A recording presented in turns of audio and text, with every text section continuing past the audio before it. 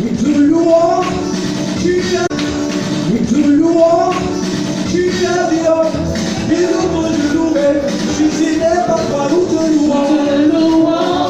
Tu es Dieu, qui ne peut je louer si ce n'est pas toi. Nous te louons, tu es Dieu, qui ne peut je louer si ce n'est pas toi. Nous te louons, tu es Dieu, qui ne peut je louer si ce n'est pas toi. Nous te louons, tu es Dieu, qui ne peut je louer si ce n'est pas toi. Nous te louons, tu es Dieu, qui ne peut je louer si ce n'est pas toi. Nous te louons, Jésus, nous te louons, nous te louons.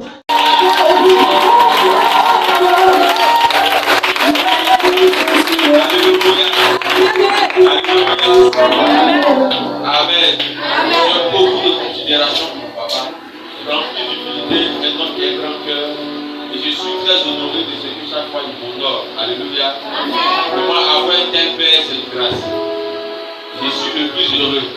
Et vous êtes les plus heureux parce que vous avez un pasteur, le meilleur pasteur.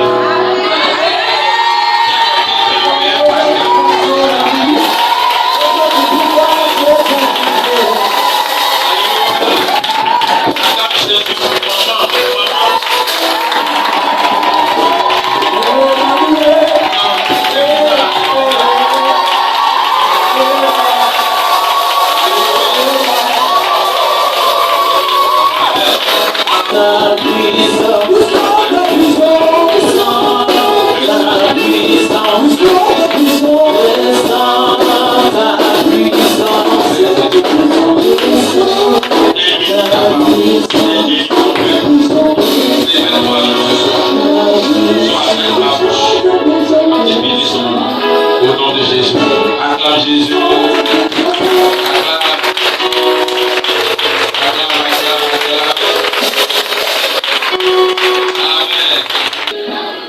Amen. Que Dieu le bénisse. Merci encore de m'honorer aujourd'hui. Je bénis Dieu pour toute l'église. Amen. Donc nous sommes à notre semaine spirituelle de Pâques. Et le thème est intitulé Pâques, notre victoire. Et je crois que depuis hier, Dieu nous a fait du bien par papa. Amen. Voilà, je serai dans la continuité. Demain encore. Et puis dimanche, papa viendra encore nous bénir et nous faire entrer dans les profondeurs de la Pâque. Alléluia. Que Dieu le bénisse. Exode chapitre 12. Vous n'en laisserez rien jusqu'au matin. Et s'il en reste quelque chose le matin, vous le brûlerez au feu. Au verset 11. Quand vous le mangerez, vous aurez vos reins sains, vos souliers aux pieds et votre bâton à la main. Et vous le mangerez à la hâte. C'est la Pâque de l'Éternel. Amen. Amen. Amen. Continue au verset 12. Au verset 12. Cette nuit-là, je passerai dans le pays d'Égypte et je frapperai tous les premiers-nés du pays d'Égypte, depuis les hommes jusqu'aux animaux, et j'exercerai des jugements contre tous les dieux de l'Égypte. Je suis l'Éternel. Amen. Amen. Alléluia. Genèse 3, 14 à 16. Genèse 3, 14 à 16. L'Éternel Dieu dit au serpent, puisque tu as fait cela, tu seras maudit en tous les détails et en tous les animaux des champs. Tu marcheras sur ton ventre et tu mangeras de la poussière tous les jours de ta vie. Au verset 15. Je mettrai inimitié Je mettrai inimitié entre toi et la femme, entre toi et la femme, entre ta postérité entre ta postérité et sa prospérité. et sa postérité. Celle-ci Celle-ci, t'écrasera la tête. celle-ci t'écrasera la tête. Dis avec moi, celle-ci t'écrasera la tête. Et tu lui blesseras le talon. Et tu lui blesseras le talon. Répète après moi. Et tu lui blesseras le talon.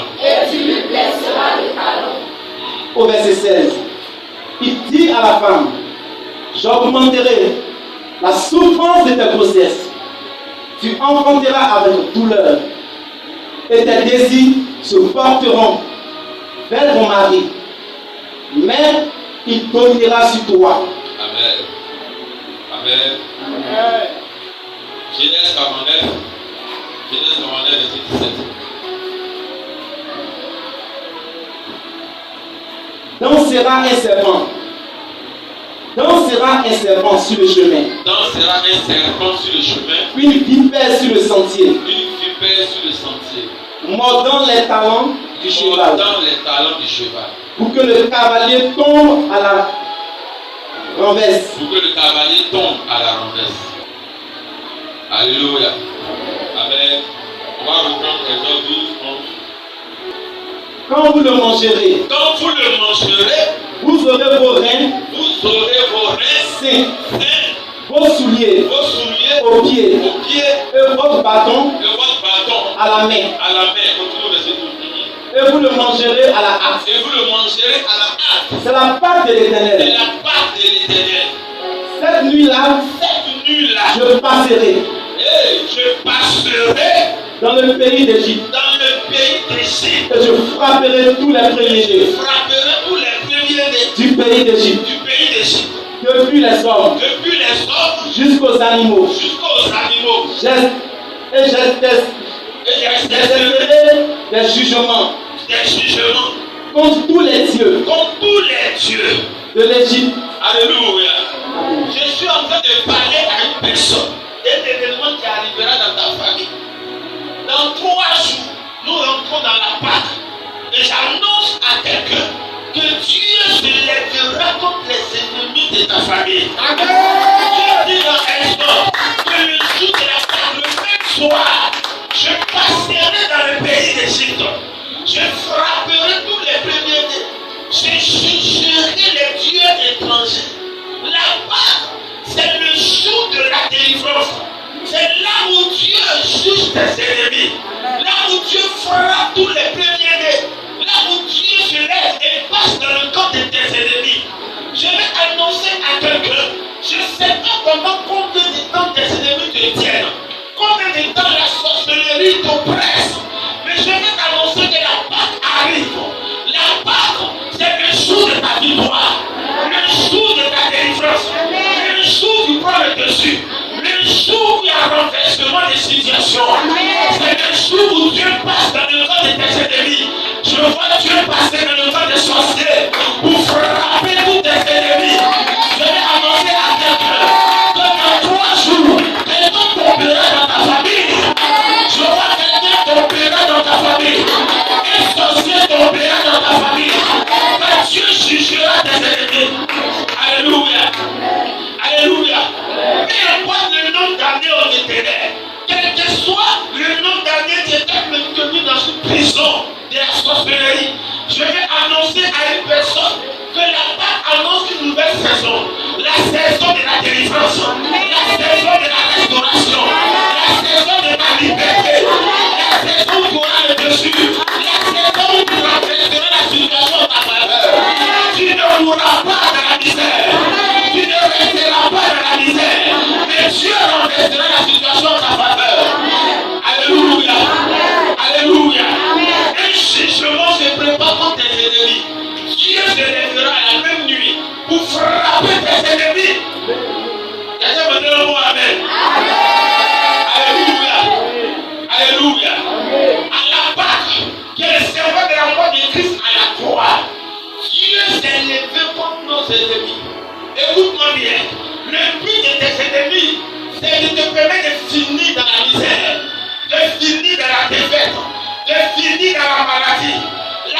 maladie n'est pas ton héritage. La misère n'est pas ton héritage. La bassesse n'est pas ton héritage. La médiocrité n'est pas ton héritage. Depuis longtemps, le diable te fait croire que tu es né pour échouer, que tu es né pour vivre dans le malheur, que tu es né pour vivre dans l'échec. Mais je vais t'annoncer que la mort de Christ à la croix nous révèle que nous sommes co-héritiers avec Christ et héritiers avec Dieu. Nous sommes bénis de toutes sortes de bénédictions dans les lieux célestes. Donc ta destinée n'est pas la mort, ta destinée n'est pas la maladie, ta destinée n'est pas la pauvreté, mais tu es né pour réussir. Tu es né pour remporter la victoire. Alors, on la met des bizarres, on la met des bizarres. Alléluia. Alléluia. Dis à quelqu'un, je suis né dans la victoire. Je suis né dans la victoire. Je suis né dans la victoire. Je suis né dans la victoire. Dieu institue la Pâque. C'est la première fois qu'on entend parler de la Pâque.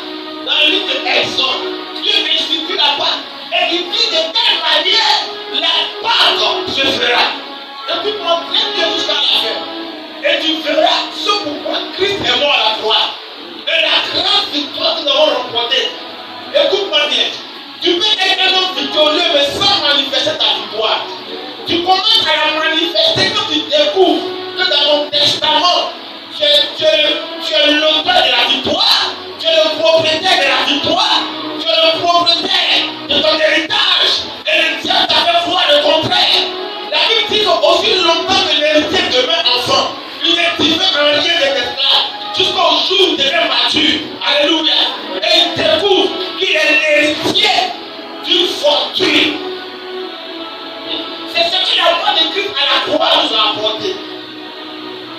La mort de Christ à la croix nous donne la victoire sur le diable et ses jeux. Écoutez-moi très bien.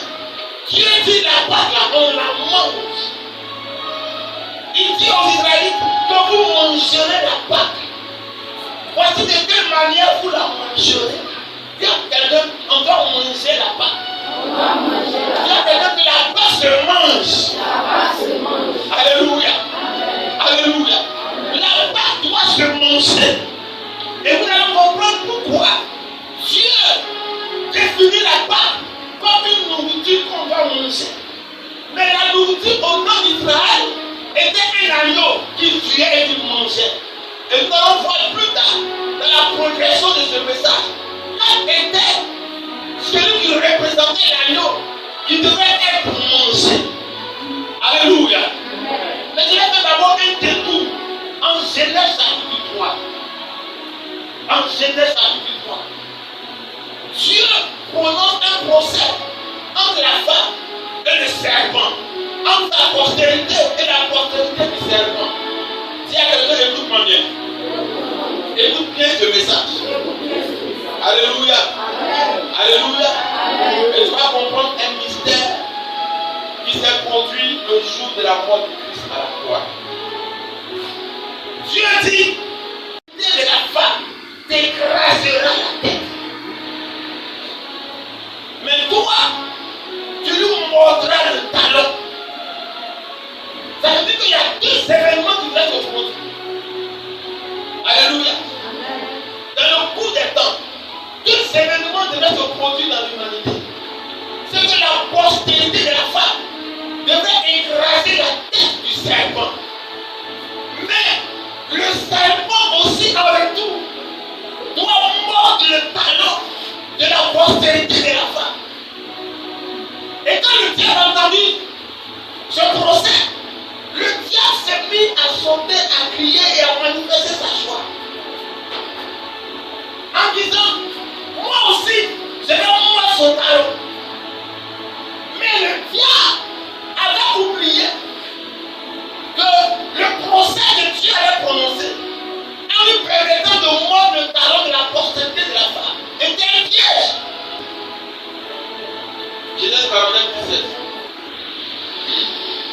Donc sera un serpent Donc sera un serpent sur le chemin, sur le chemin, une vipère sur le sentier, une vipère sur le sentier, mordant les talons du cheval. mordant les talons du cheval. Pour que le cavalier tombe Pour que le cavalier tombe à la renverse. à la renverse.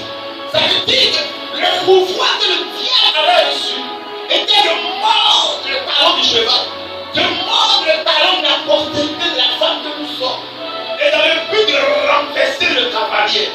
Ça vous dit que le pouvoir que le diable a reçu est de te renverser. On peut progresser. On va enseigner aujourd'hui, c'est bon. Et puis après, on va prier. Donc, il y a quelqu'un qui ne dort pas. Alléluia. Et on va comprendre pourquoi tu devais forcément mourir. Le diable est un serpent qui avait la possibilité d'enlever le plein pouvoir de mort, le talon de la postérité de la femme.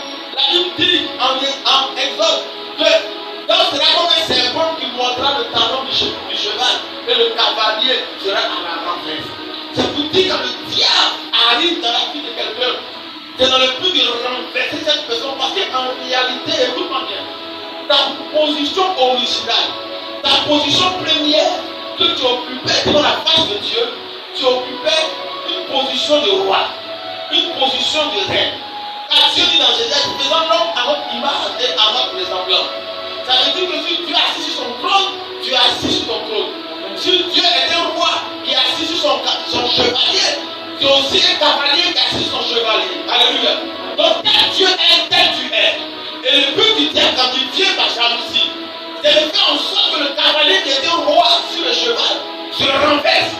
Alléluia. Et pour que le cavalier se renverse, il faut que la morsure du serpent touche le talon du cavalier afin que le cavalier se renverse. C'est pourquoi le diable arrive dans la vie de quelqu'un. Il fait dans le but de renverser tes finances, de renverser ton foyer, de renverser ta vie spirituelle. C'est pas un moment donné de ta vie. C'est ça que tu pries, mais ta vie bascule ça et là tu ne comprends pas. C'est que quelque part il y a un venin qui a touché le talon du cheval afin de te renverser. Quand un vent souffle ta vie, c'est que le diable est rentré dans le scène pour te renverser. Quand une tempête frappe à ta porte, c'est que le diable est rentré dans le scène pour te renverser.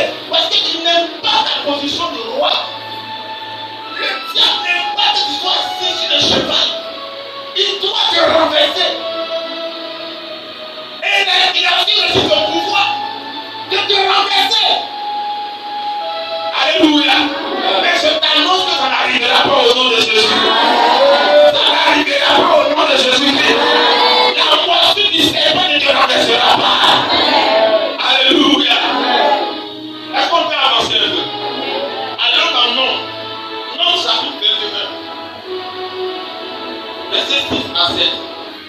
Alors l'Éternel envoya contre le peuple des serpents brûlants.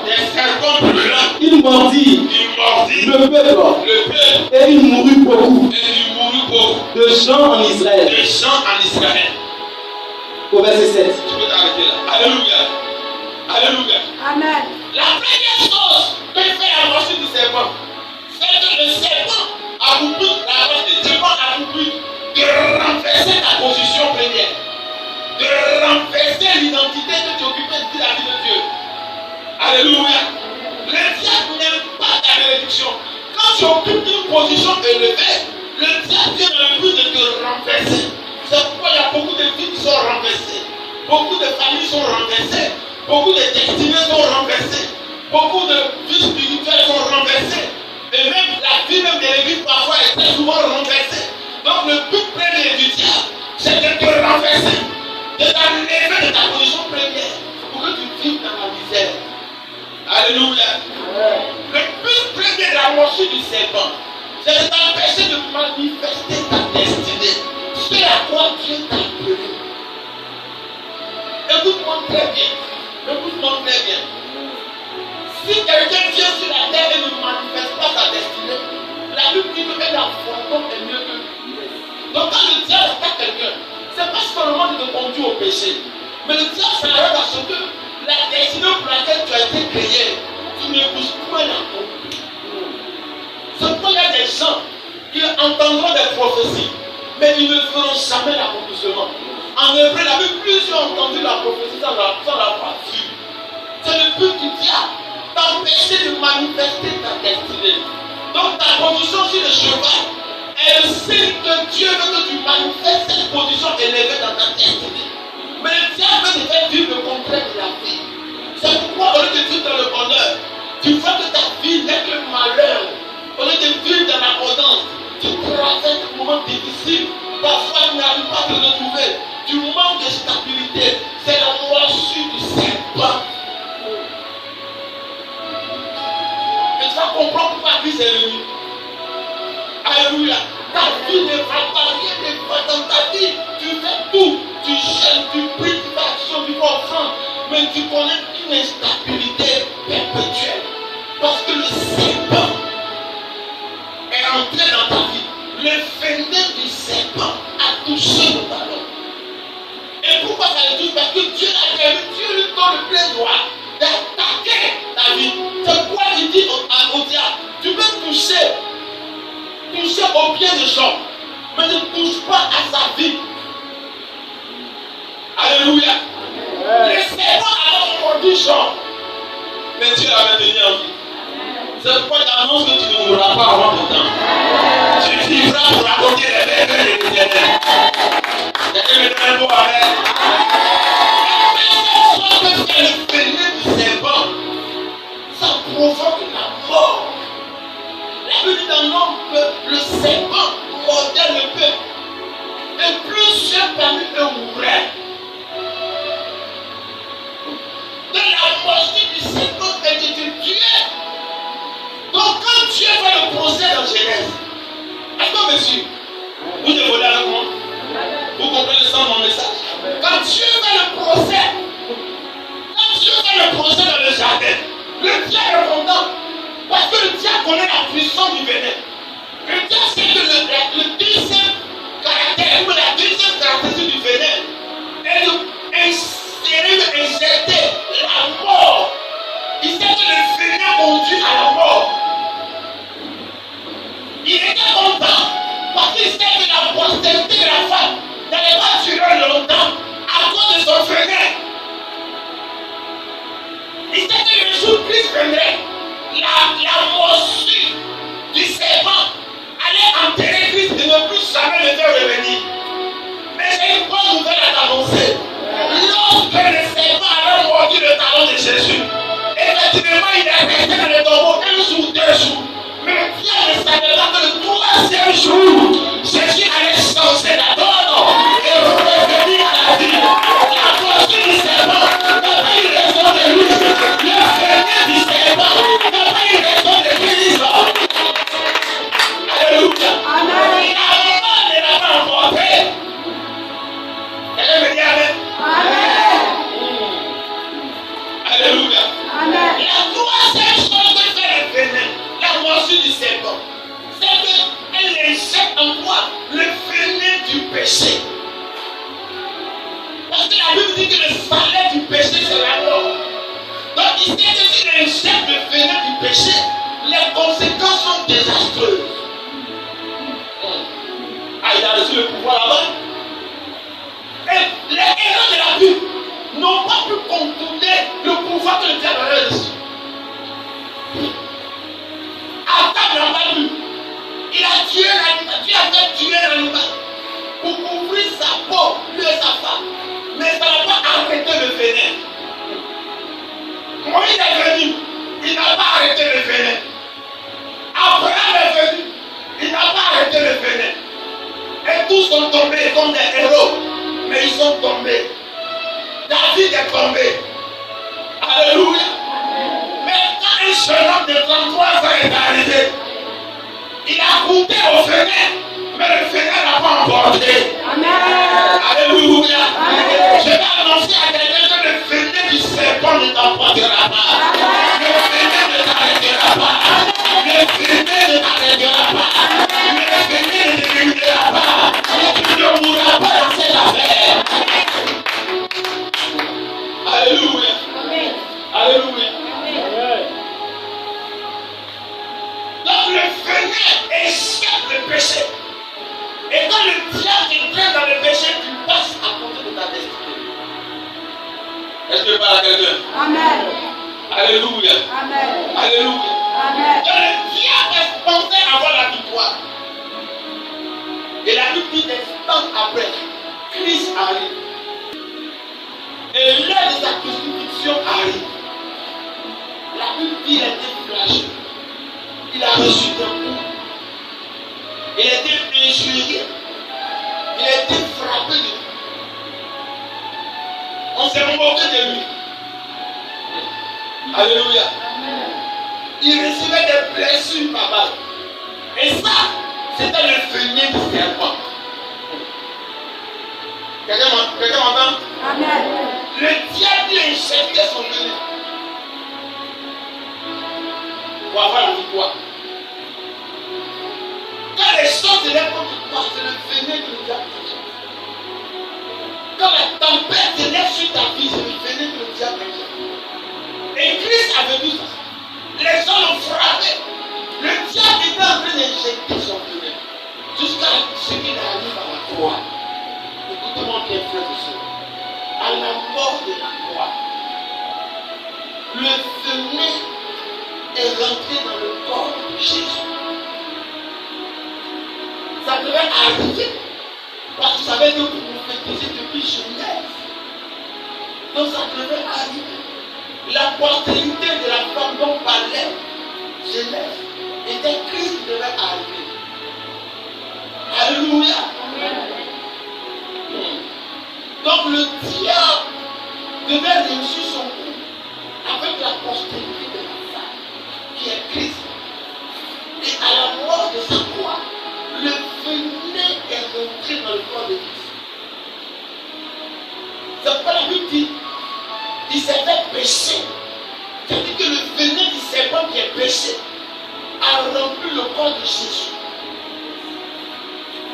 Donc tout son corps est devenu péché. Le venin l'a envahi. Je vais parler terre à terre pour les enfants de Dieu. Donc il est devenu péché. C'est pourquoi c'est 7 paroles qu'il a prononcées à la croix. Parmi ces 7 paroles, il y a 3 paroles qu'il prononce. Il dit, Père, pardonne-leur qu'ils ne savent pas ce qu'ils font. Ça veut dire qu'ils ne comprenaient pas le mystère. Ils ne savaient pas qu'il y a un venin que le gars a reçu. Quelqu'un me suit là? Alléluia. Sa 3e parole. Il dit, Père, pourquoi m'as-tu abandonné? Alléluia. À cause du péché. Alléluia. Amen. Il dit, je remets mon esprit entre tes mains. Il y a une hostilité sur toute la terre. La Bible dit que les ténèbres ont envahi la terre. Et toutes les ténèbres sont rentrées dans son corps. Il était venu à la croix. Alléluia. La première chose que sa mort à la croix fait, quand tous les péchés du monde sont dans son corps, et qu'on le crucifie, ça veut dire qu'il a piégé le péché pour entrer en lui. Et puis il allait se faire crucifier. Ça veut dire que le péché a été cloué à la croix. Donc le péché n'a plus d'influence sur toi. Parce que ça a été cloué à la croix. C'est comme si tous les bandits, tes ennemis, sont venus entrer dans le corps de Jésus. Donc il les a rassemblés tous dans son corps. Et puis comme un kamikaze, il dit tout le monde va mourir. Donc il prend tous les bandits qui sont contre ton étoile, contre ta destinée. Il dit allons-y. C'est pas moi vous cherchez depuis Genèse. Allons-y pour que mon peuple puisse vivre. Donc comme un kamikaze, il met des bombes sur lui. Et puis il va à la croix. Et tous, pécheurs, diables, tes ennemis, ils vont exploser à la croix. Quelqu'un l'a acclamé. Alléluia. Il les a piégés à la croix. Ils ont les tous explosés à la croix. C'est à l'image de Samson. Quand Samson a récupéré ses cheveux, il a commencé à secouer les colonnes. Et les Philistins, et Dali là-haut, toutes les générations, toute la colonne du temps est tombée sur tout le peuple. Donc, Samson et les Philistins sont tous morts. C'est comme ça que Christ a fait. À la différence de Samson, c'est que Jésus a ressuscité. Là, il prend tous les ennemis et puis ils vont se couper à la croix. Donc personne ne peut venir encore dire qu'elle va venir te maintenir dans la misère. Quand le diable vient manipuler tes pensées, que tu es pauvre, tu lui dis arrière de moi. Parce que le capital t'a explosé à la fois. Donc tu n'as plus de pire d'elle encore pour te m'influencer. La deuxième chose, c'est la mort de Christ à la croix. Le venin en lui. Le péché en lui. Le venin en Christ. Alléluia. Alléluia. Ce jour-là, c'était la Pâque. Et en Exode, Dieu dit vous mangerez la Pâque. Donc quand tu manges la Pâque est Christ. Donc quand tu manges Jésus, tu manges toute la tête de Jésus, c'est bien. Mais tu manges aussi son venin. Est-ce que je peux vous dire? Donc, quand quelqu'un mange la Pâque, quand quelqu'un mange Christ, il mange aussi le venin qui est dans le corps de Christ. Le poison, le venin qui est dedans, il le mange aussi. Donc, toutes ces cellules, tes cellules là, sont habituées au venin. Ce qui fait que les plans étaient étonnés que Corona n'arrive pas à tuer trop les Africains. Nous, la palu nous prend trop. Tellement il y a vaccin de palu dans ton corps. En Corona ressemble un peu à quoi? À palu. Tes systèmes de défense sont déjà habitués à attaquer ces gens de maladies. Donc quand Corona vient, il faut qu'il y ait un système de défense qui a déjà tué palu. Donc il ne peut pas te faire. C'est pour ça, quand tu manges Christ et que le diable revient avec son venin et qu'il te mord avec son venin, le venin ne peut plus te tuer. Dis pourquoi? Parce que tu as en toi l'antidote du venin.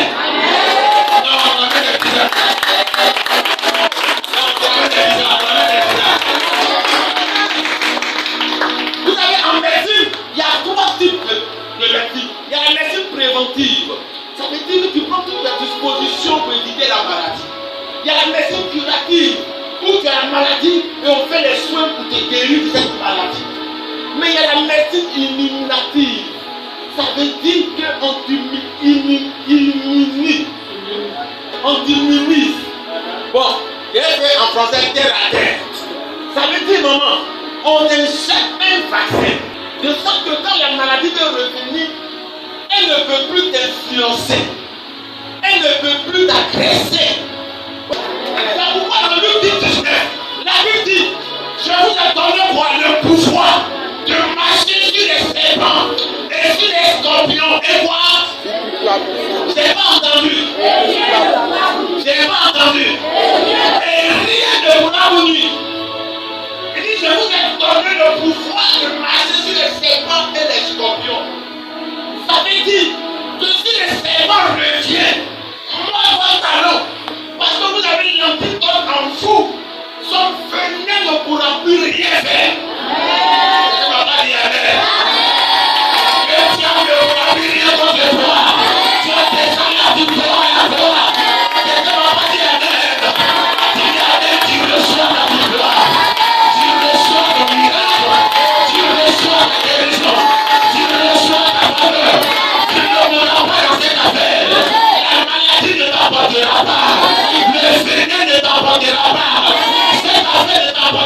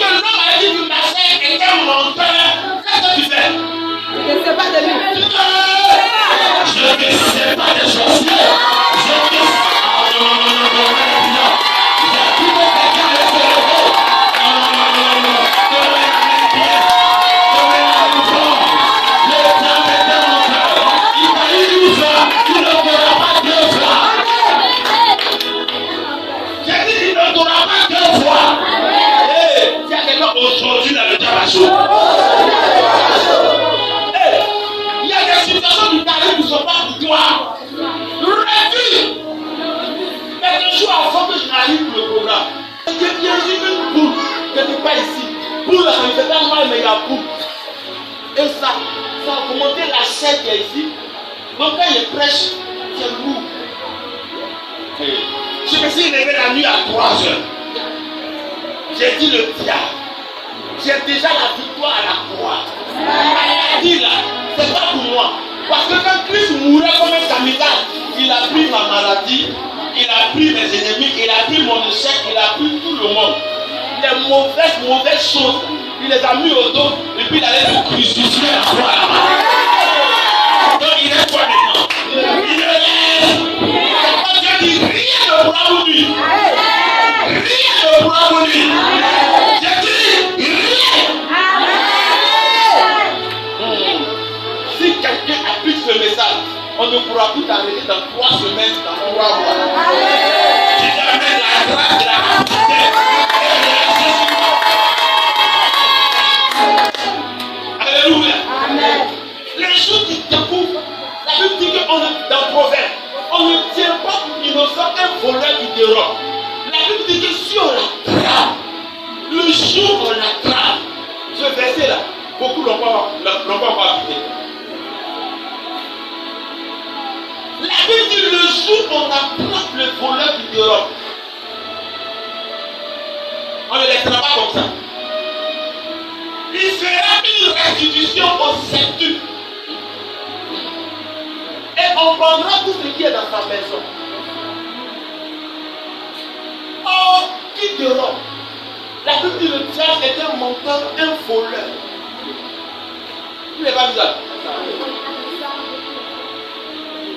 La Bible dit que si on l'attrape, ça veut dire le jour de la connaissance de la vérité.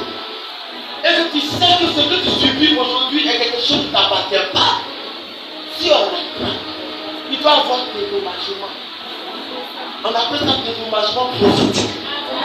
Il doit avoir une restitution. Et la Bible précise comment on doit te restituer. 7 fois. Lundi on te donne. Mardi on te donne. Mercredi. Jeudi.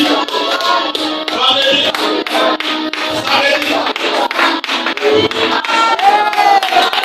vais annoncer à quelqu'un. Tout ce qu'on t'avait volé, tu le donnes au nom de Jésus. Tu reçois la gloire, tu reçois la faveur, tu reçois ton miracle. Immédiatement tu reçois cette grâce. Alléluia. Le diable ne t'aura pas 2 fois.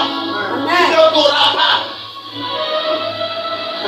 Ta morsure en Genèse n'a plus d'influence sur toi après la mort de Christ à la croix. C'est pourquoi tu dois manger Christ. La pâte se mange. Quand tu manges l'antidote. C'est pourquoi il enseigne ses disciples. Il a dit ceci est ma chair. Faites cela en mémoire de moi. Ceci est mon sang. Buvez-le. Mangez. Alléluia. Tu dois manger d'abord Jésus. D'abord manger. Elle a compris maintenant. Alléluia. C'est pourquoi on fait la Sainte Seine. Et que tu manges la chair et que tu bois le vin qui est le sang. Tu es en train de manger Christ. Est-ce que vous savez que le pouvoir de la Sainte Seine peut annuler un décret satanique, peut briser le pouvoir d'une maladie. Mais en même temps, il y a un danger. La Bible dit que plusieurs venant en cette scène dans Corinthiens et négligent, je paraphrase, leur dit on était frappé de cette maladie. C'est sacré. C'est le sang et la chair de Jésus. On peut aussi manger Christ en s'attachant à sa parole, en pratiquant sa parole. On peut aussi manger Christ en l'acceptant comme Seigneur et Sauveur personnel. Tu dois consommer Christ par la parole, par la pratique de sa parole, par la méditation régulière et permanente de sa parole, par une vie de prière régulière, par une vie de consécration, par une vie de sanctification, par manger la Pâque, c'est une vie d'intimité. Il dit, je frappe à la porte. Celui qui m'ouvre, j'entrerai chez lui. Et je souperai. Souper là, ça veut dire au soir, quand tu manges toi et lui, vous mangez quelque chose. Vous êtes en dîner. C'est intime. Comme tu de Valentin, un homme et sa femme, ils sont en intimité. Ils mangent d'abord. Tu dois manger Christ par ta vie d'intimité.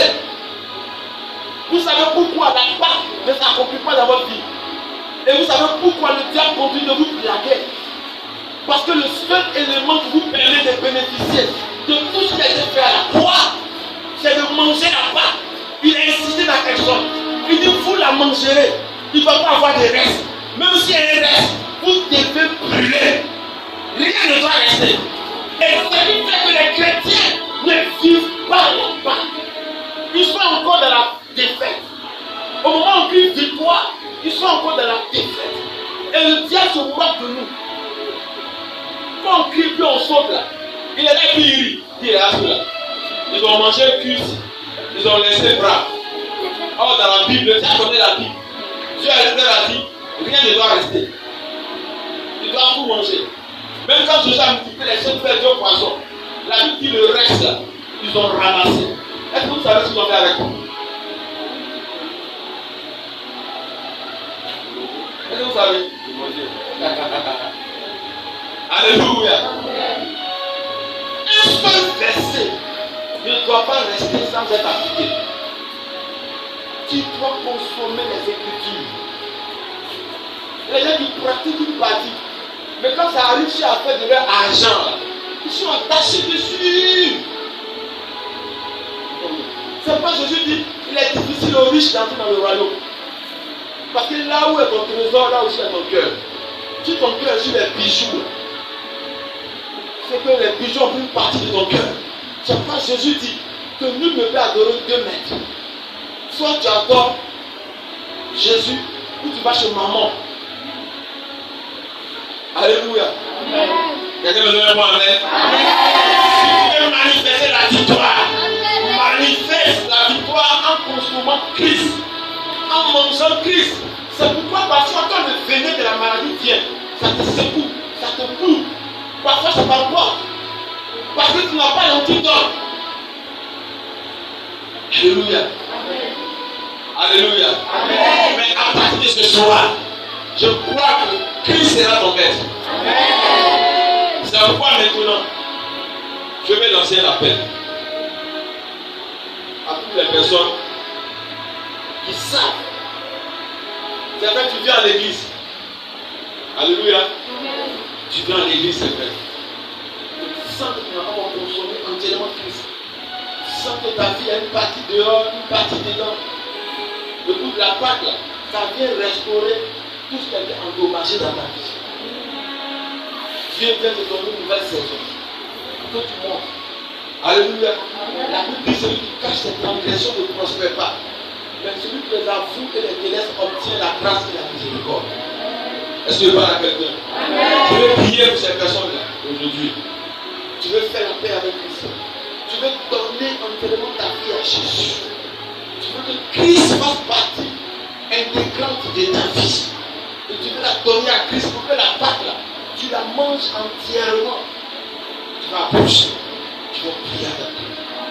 Je déclare dans les 10 secondes que le miracle soit parfait et total au nom de Jésus.